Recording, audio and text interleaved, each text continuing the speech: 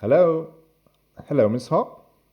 I want my paintings to be so imperfect and bizarre that they become lies. Lies that are more true than the truth itself.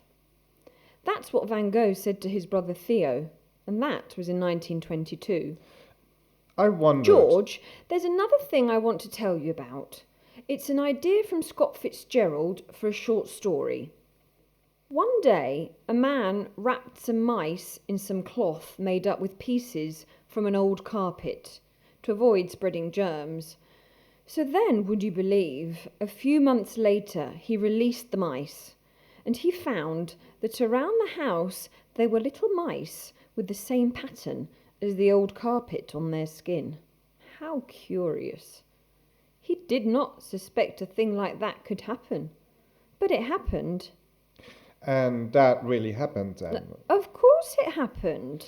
Uh, yes. Moving on. I wanted to ask you about that work you're going to paint in Lloret for the architect. Painting architecture, not photographing nor filming. This is clearly something new. Explaining architecture in a new way. I've seen some images already, but are there pictures of movement? Like a painting of a naked woman lying on the ground, some colored panels, the bear, some musicians in white tuxedos, and other bizarre characters. I imagine there are models for the painting. Architectural references, some precise quotes from cinema, Las Meninas. Could you please explain? Yes. Yes, I wanted to ask you about the bear. Yes. Well, the bear, the painter, the musicians, your assistants are also there, even your gallerist. And ultimately also Marlene Zinanita. Oh, I adore Marlene Zine and ITAP. Actually, well, how did you get her to participate in this project? An Oscar diva, so in demand by all the top directors. Stop it, darling.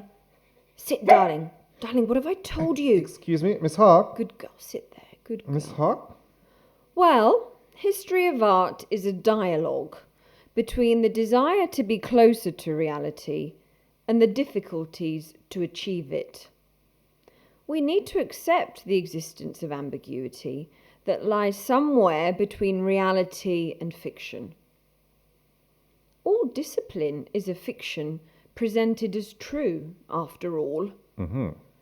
Before, I was interested in the folly, in the errors of man. Now, I'm interested in the truths of nature. Having said that, I like colour. I have a tendency to interact with the places that I'm in. When I'm in a place, I often finish by painting it. Even Paris. It's wonderful to live between colours, especially strong colours. After all, the object of my endeavour is to look at this space, the library. Not only looking, but observing.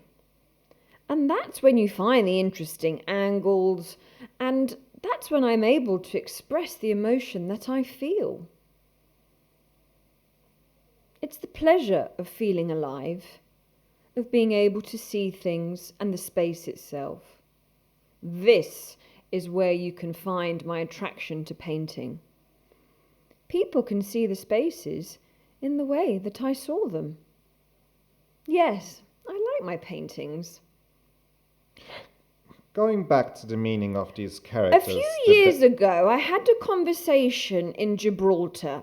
It was with an English lady. I remember the incident very well. She was wearing a curious print dress with bunnies all over it. She said something like, "I do not like things. I am a strong woman." Do you understand what I mean, George? I think I'm getting I the do idea. not like things. I mark dots to places. Those are the sites that I will come back to. Just like Marlowe in The Heart of Darkness, when he spotted on the map of Africa the places he would later explore. You see, for that reason, I also decided to paint this library. It is a world in on itself, you see. A chance to live. What do you... Goethe once wrote, Beware of those who invite us to know ourselves. It is in the world that we need to reflect upon ourselves. This world is complex, unrelated, you see. Reading the ambiguity. This should be the modern eye. And, well, the price to pay for it is a conscience of complexity. To understand is to complicate.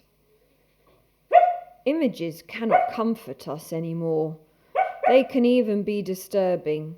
But they clarify, they vivify.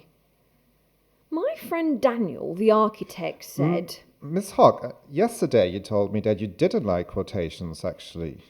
Instead of listening to what an artist says, dear George, observe what they do. I listen. Really? I look. I manipulate. I lie. I do make mistakes. And I start again. All over again. Why not? I don't think in terms of time. I think in terms of space. And at the end of the day, things start to take form. I think in terms of music. This is good. This is very interesting. I don't know. This is contradictory. Maybe. Don't trust it. I wouldn't trust it. And the symbols, then?